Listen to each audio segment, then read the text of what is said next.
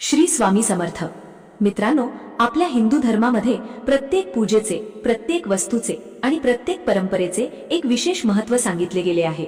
देवाच्या आरतीवेळी लावला जाणारा दिवा असो, तुळशीची पूजा असो किंवा कापूर प्रज्वलित करणे असो, प्रत्येक गोष्टीमागे एक धार्मिक भावना आणि परंपरा जोडलेली आहे। आपण जवळपास प्रत्येक दिवशी देवापुढे कापूर लावतो। आरती झाल्यानंतर त्याचा सुगंध संपूर्ण घरभर दरवळतो आणि मनाला एक वेगळीच शांतता मिळते। पण तुम्ही कधी विचार केला आहे का की आपल्या ऋषी मुनींनी आणि पूर्वजांनी कापराला इतके महत्त्व का दिले? कापूर हा फक्त आरतीपुरता मर्यादित आहे का, की त्याचा उपयोग घरातील वातावरण प्रसन्न ठेवण्यासाठी, धार्मिक श्रद्धेनुसार सकारात्मकता वाढवण्यासाठी आणि काही पारंपरिक वास्तू उपायांमध्येही केला जातो? अनेकांच्या आयुष्यात असे प्रसंग येतात की सर्व काही व्यवस्थित सुरू असताना अचानक परिस्थिती बदलते। घरात वारंवार वाद होऊ लागतात, आर्थिक अडचणी वाढतात, मन सतत अस्वस्थ राहते, कामे अर्धवट राहतात किंवा घरातील सदस्यांना सतत काही ना काही त्रास जाणवतो। अशा वेळी काही लोक याला नकारात्मक वातावरण, नजर दोष किंवा वास्तूशी संबंधित अडचण मानतात। श्रद्धा प्रत्येकाची वेगळी असते, पण आपल्या परंपरेमध्ये अशा प्रसंगी काही धार्मिक उपाय सांगितले गेले आहेत। आजच्या या विशेष व्हिडिओमध्ये आपण कापराचे काही अत्यंत लोकप्रिय आणि पारंपरिक उपाय पाहणार आहोत। हे उपाय अनेक घरांमध्ये आजही श्रद्धेने केले जातात। मात्र एक गोष्ट लक्षात ठेवा, हे उपाय धार्मिक श्रद्धा आणि पारंपरिक मान्यतांवर आधारित आहेत। जीवनातील यश, आरोग्य आणि आर्थिक प्रगतीसाठी परिश्रम, योग्य नियोजन आणि सकारात्मक विचार तितकेच महत्त्वाचे आहेत। म्हणून हा व्हिडिओ शेवटपर्यंत नक्की पहा, कारण शेवटी मी असा एक उपाय सांगणार आहे जो अनेक भक्त वर्षानुवर्ष श्रद्धेने करत आले आहेत। उपाय सुरू करण्यापूर्वी एक महत्त्वाची गोष्ट समजून घेऊया। बाजारामध्ये प्रामुख्याने दोन प्रकारचा कापूर मिळतो। एक म्हणजे साधा कापूर आणि दुसरा म्हणजे भीमसेनी कापूर। साधा कापूर आपण रोजच्या आरतीसाठी वापरतो, तो सहज उपलब्ध असतो आणि त्याची किंमतही कमी असते। तर भीमसेनी कापूर हा आकाराने मोठा, नैसर्गिक स्वरूपाचा आणि अधिक सुगंधी असतो। अनेक धार्मिक परंपरा आणि वास्तुविषयक मान्यतांमध्ये भीमसेनी कापूर अधिक शुद्ध मानला जातो। त्यामुळे शक्य असल्यास उपायांसाठी भीमसेनी कापूर वापरावा, पण तो उपलब्ध नसेल तर साध्या कापरानेही हे उपाय करता येतात। आता पाहूया पहिला उपाय। वास्तुशास्त्रानुसार आपल्या घरातील नकारात्मक आणि सकारात्मक ऊर्जेचा प्रवेश हा आपल्या मुख्य दरवाजातून म्हणजे मेन एंट्रन्स मधून होत असतो। म्हणूनच जर घराला कोणाची वाईट नजर लागली असेल किंवा घरात सतत वाईट बाधांचा त्रास जाणवत असेल तर त्याचा उपाय सुद्धा मुख्य दरवाजावरच करायला हवा। आज मी तुम्हाला मुख्य दरवाजाचा एक अत्यंत प्राचीन आणि शक्तिशाली तोडगा सांगणार आहे।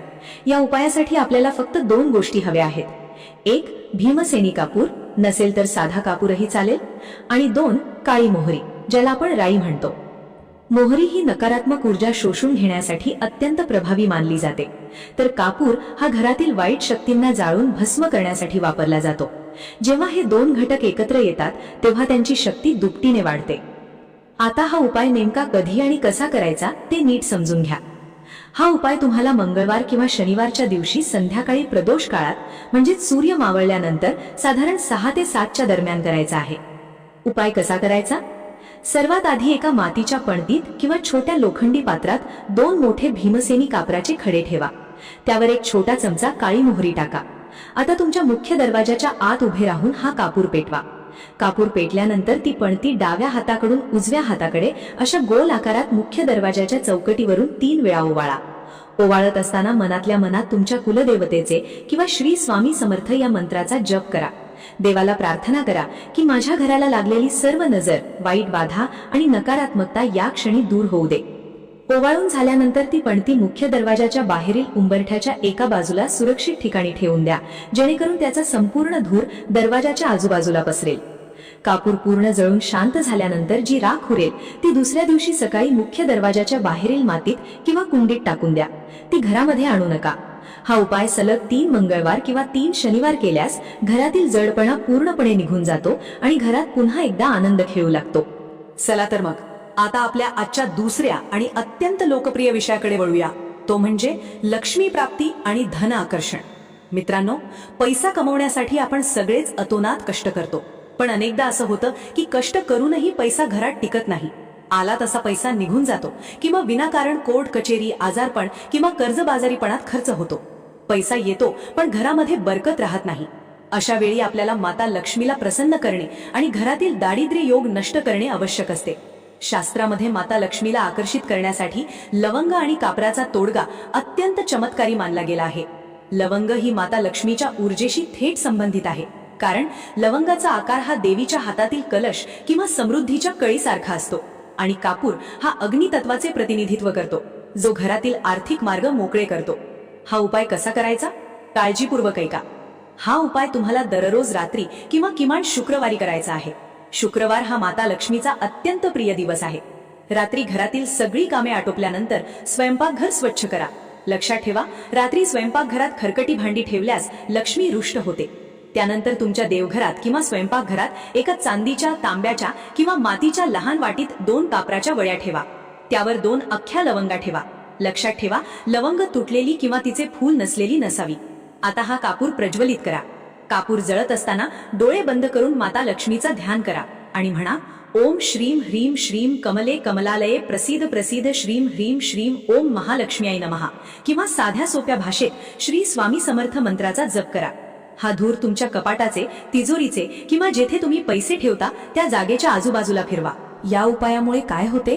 कापूर आणि लवंग यांच्या जळण्याने जो सुवासिक धूर निघतो तो घरातील चुंबकीय ऊर्जेला म्हणजेच मॅग्नेटिक फील्डला सकारात्मक बनवतो. यामुळे पैशाशी संबंधित निर्णय घेण्याची तुमची क्षमता सुधारते, व्यवसायात येणारे अडथळे दूर होतात आणि अडकलेला पैसा परत मिळण्याचे मार्ग मोकळे होतात. अनेक लोकांनी हा उपाय नियमित करून स्वतःच्या आयुष्यात आर्थिक चमत्कार घडताना पाहिले आहेत. हा तोडगा अत्यंत साधा आहे, पण त्याची शक्ती अफाट आहे. तिजोरीचा विशेष गुपित उपाय.